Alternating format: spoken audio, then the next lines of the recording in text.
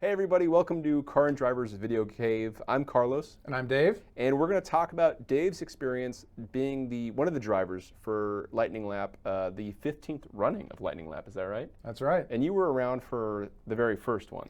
I was. As a junior staffer, I was schlepping wheels and tires around and road tripping some of the cars down to the event. Not driving at that time. But you've now since graduated to one of the drivers. Yes. And how many laps do you think you have at VIR now?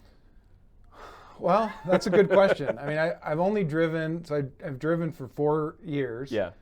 Started, I think, in 2009, 2010, and then took about a decade off and then drove last year and this year as well. And each time we tend to drive about 4 cars a piece. That's the kind of manageable amount that one person can handle in the kind of format that we do. And so it's hard to say, but then plus, I've been down there a bunch of other years, and every year we tend to do fun runs and stuff before and after, and to get some additional seat time. I know that we did. Casey actually compiled. We have VBox files for every car every year, for every time the car went out too, right? So we're always looking for the best lap time, and you never know what might happen. People have. Unfortunately hit things that have knocked cars out of contention, right? And so the fast lap might not happen on the last day when you're all practiced up and in the cool morning air of day 3 or whatever.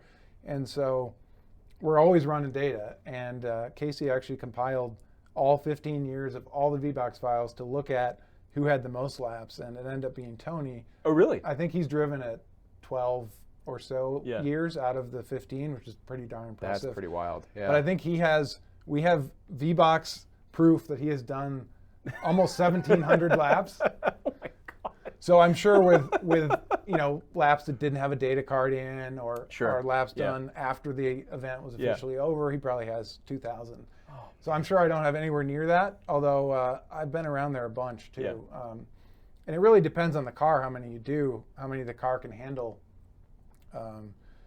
Because it's just not forgiving on tires, especially street tires, and we want to run essentially how you can buy the car. Yeah. And so if it's a factory option, you can put it on the car. If it's a dealer installed option, like Porsche tends to do with its Coupe 2R super sticky tires, that's okay.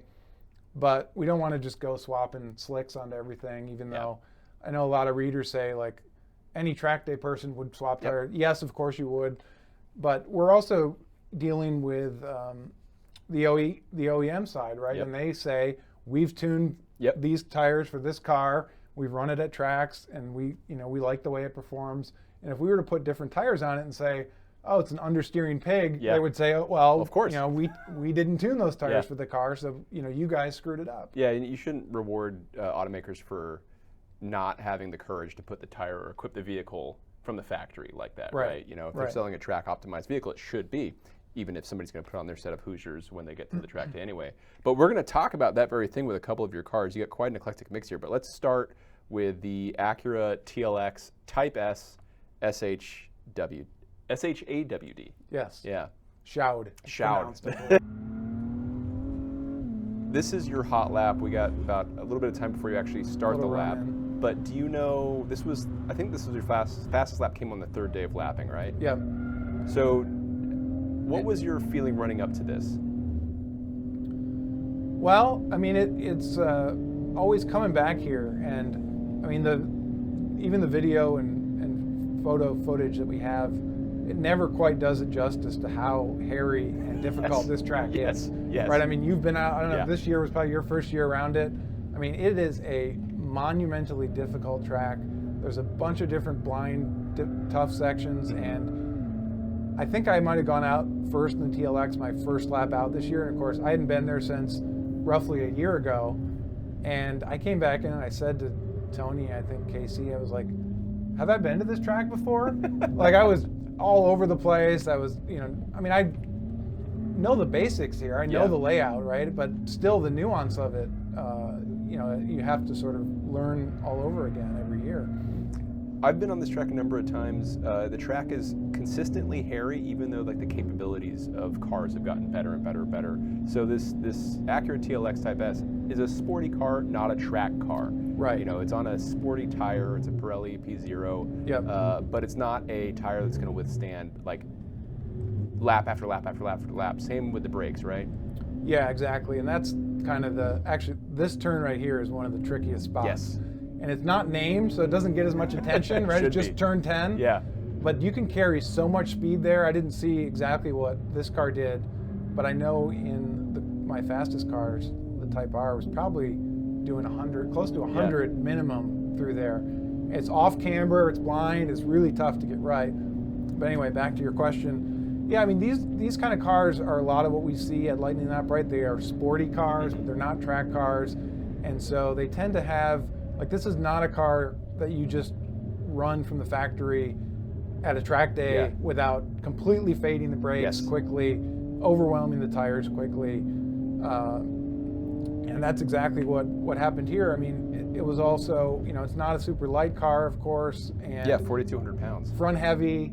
And so these tires really have one hot lap in them. And it's using that super handling all-wheel drive system is unique among a lot of all-wheel drive system where it's actually overdriving that outside rear wheel, right? How did you experience that? What was that experience like at VIR? It's great. Yeah. It demands to be driven a little differently. Yeah. And there are a couple of Acura guys on hand, and they had done some testing here and actually dialed it in Sport Plus mode in a way that they liked on track, and I did too.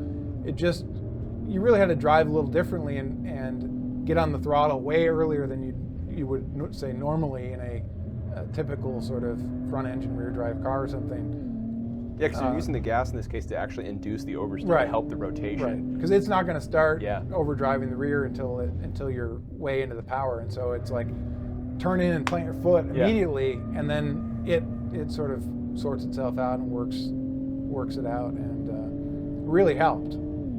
For sure. It was a respectable time as we're approaching the finish line too. It was similar to the lap time. I don't know who drove it last year, but the CT4V non-Blackwing ran last year. A very similar lap time. This car, of course, has more power. Yep, it would reel it in the straights a little bit, and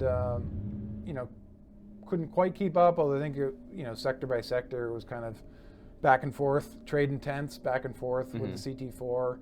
Which is a good car too. So this is respectable. Again, the brakes would go away on it, and that's one of the nuances and things that we have to deal with in the way that we run, right? Because we're going for max time. So you're trying to learn the track and get up to speed, but at the same time you're using up tires, using up brakes. It's not like a spec Miata or something where you go run 100 laps in a day and you'd be consistent all day, and you could actually learn and keep here you might be learning something, but your tires are falling off more than you're learning, so ultimately your time goes down. And so we tend to run an out lap, a hot lap, come back into the pits, reset tire pressures, and do that one more time, out lap, hot lap, in, and that's sort of a sequence in one car, and you might do that 2 times a day. Yeah. So it's not like you're out running all day. Yeah. So you have to be. It's very different from racing, right? To set a lap time is very different than a racing environment. Yes, very different.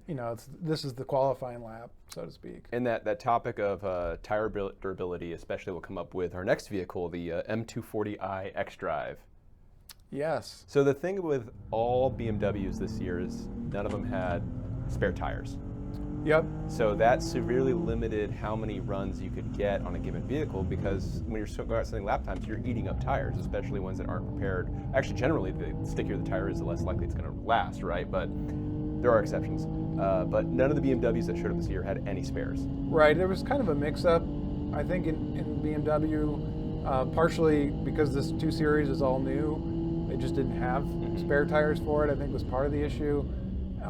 And so, I left this car parked day 1. I didn't even drive it until day 2 and 3 because I knew I was going to be fighting against tire wear. And as you can see, me sawing at the wheel here, I really only did 2 sessions in the car. You know, one on Wednesday, one on Thursday, and after that initial session, you know, this is from my second session where the quickest time happened, but I was fighting oversteer everywhere, and that wasn't there before. So it was like tire wear induced. Big oversteer. I mean, you see me sawing at the wheel there. It's a fun place to get like some too.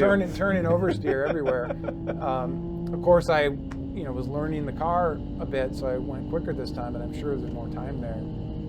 And also, we found out after the fact that BMW mistakenly sent a car that isn't actually the most aggressive tire fitment for this car either. Oh, really? Is that oversteer? Oh, that's a hairy place to get oversteer. Exactly. Oh boy, that's a hairy place to get oversteer. Exactly. 90-something miles an hour. So there is a more aggressive tire option for this car then? Yes. Yeah. So there are, this again was news to me, Yeah. you know, after this event. But there are actually 2 summer fitments, both staggered, but I think this is a 225 front, 255 rear, P0, PZ4 run flat. And there's also a Pilot Sport 4S with a 245 front and 255 rear. That's a car that we just tested out west for a road test. And that is the sort of track pack car. I forget what they call it. It also gets additional engine cooler. Oh, really? Okay. And a bigger fan Okay. and that sort of thing. Although we had no cooling issues here. So next year, though, that'll be the I think we should invite it back Yeah. because it didn't really get a fair shot, both from time. I mean, I still think the time was pretty good considering. Yeah. I mean, it ran, so basically the new 2 Series is more like a 3 Series than ever before. Yeah. It uses a 3 Series architecture. It's about as heavy as the 3 Series, unfortunately.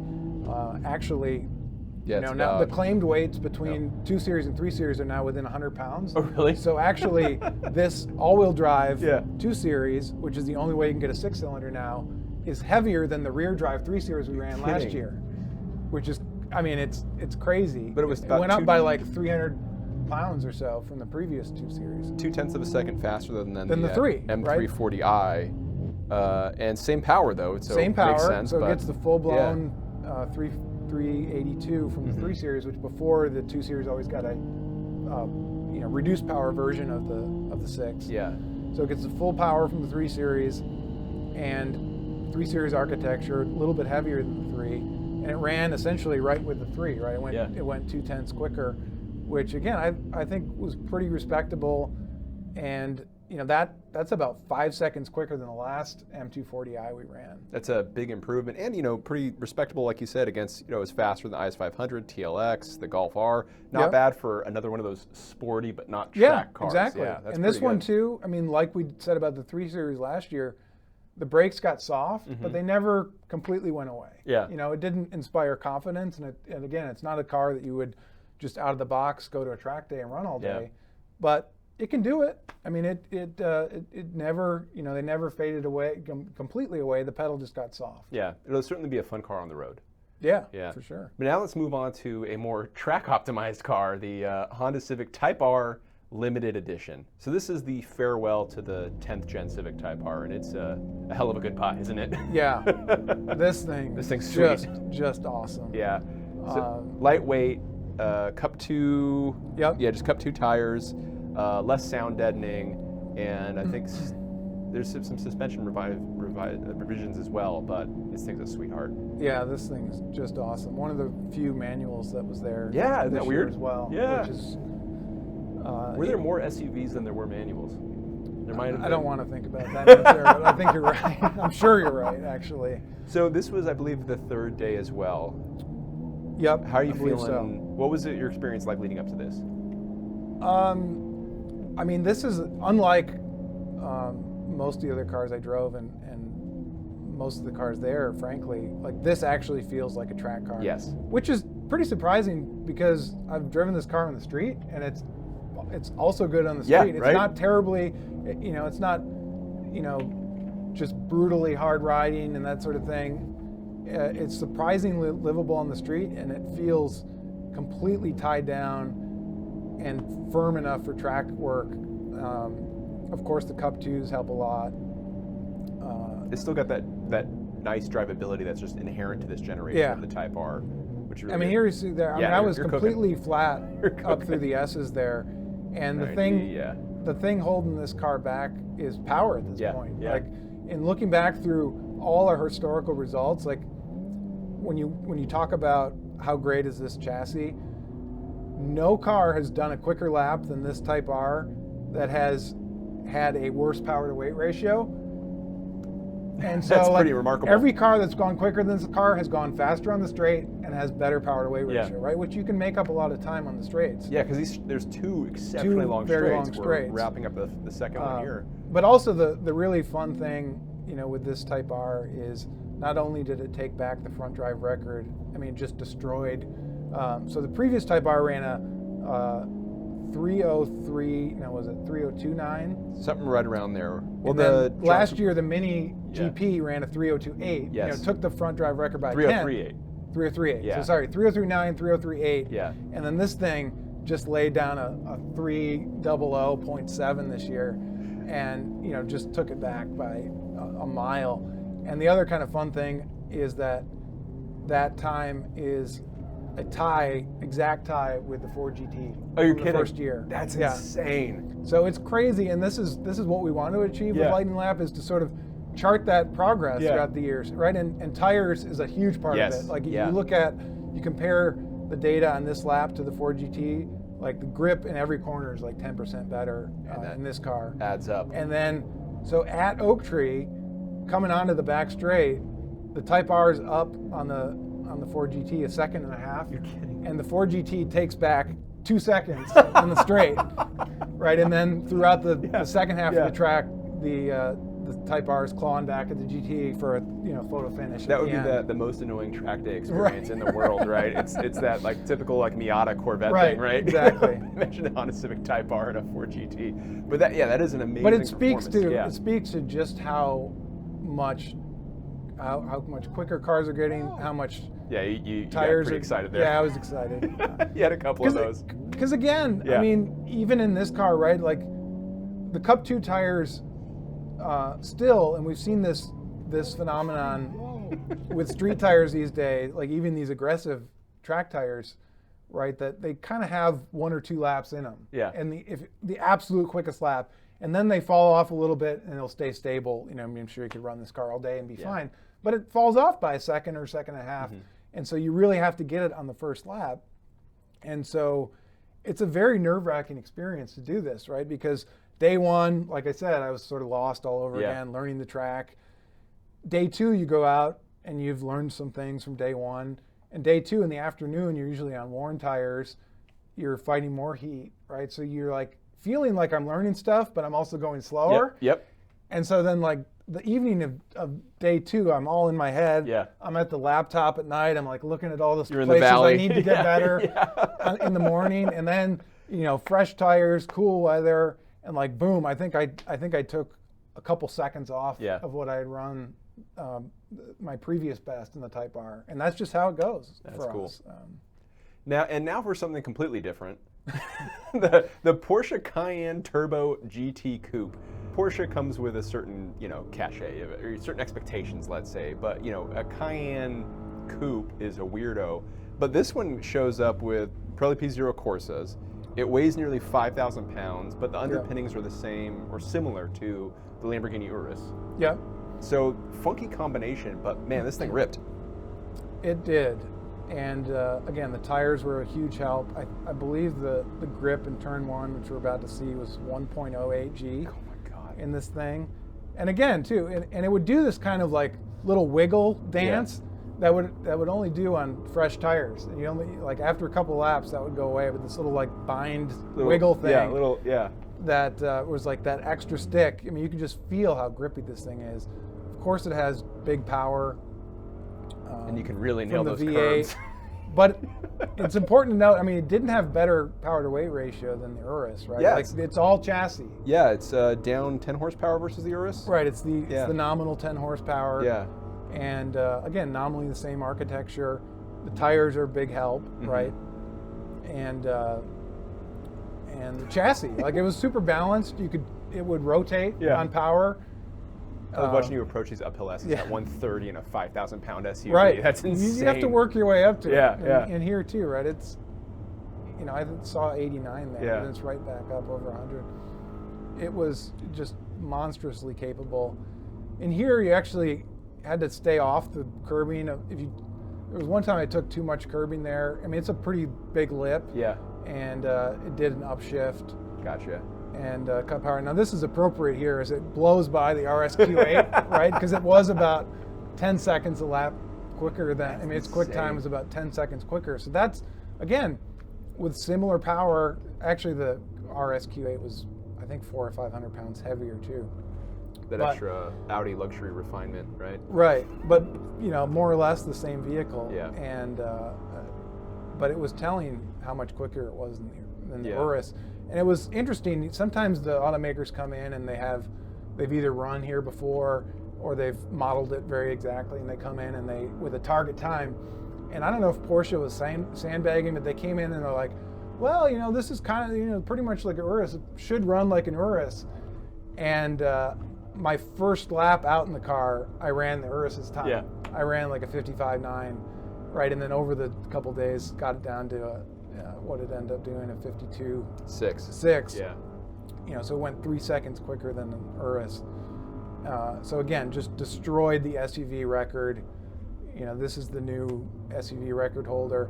And actually now it's quick enough that if you look at the top 5 four-doors of all time, this now sneaks in, I believe, number 5. Well, it is technically a four-door, right? Right. Just so a much taller one. It sneaks in there to the sedan times. We also had a Panamera Turbo S this year, and that was 5 seconds quicker still. Yeah. But again, the 52 is in the neighborhood of some really fast stuff. The GT6. Yeah, I was pumped about this. Yeah, you should be. Because I believe this is my second run in this set. I think I ran like a 53 flat. Came in, they reset tire pressures. I went out and went a little quicker. So it felt pretty good. That's got to feel real good to do that kind of performance out of a vehicle like that. Yeah. It's a Porsche. Yeah, it's incredibly powerful. Yeah, it's got a lot of tire, but still, just physics would seem to indicate otherwise, right? Right. Yeah. Right. Again, it's amazing what today's tire technology can do, right? To make a car that heavy get around corners that well, and way above 1G these days. Well, Dave, thank you so much for sitting down and chatting with us about this. Yeah, happy to do it. Final thoughts or hopes for next year? Hey, we just always want to bring the latest and greatest to keep charting the progress that we're seeing. It's pretty awesome, even though, it was great to have a few manuals there. Yeah. We always want to see, lightweight and manual is going to be the rare bird of the future, right? Yeah. Maybe we'll see a manual lightweight SUV. That seems to be the... I don't think. I hope so. Manual lightweight EV. How about that? Right. EV. That's the trick. Just clutch in and get that reduction going. Thank you guys for watching. If you got, tell us below what you want to see in Lightning Lap next year. Like and subscribe, and we'll see you guys next time. See ya.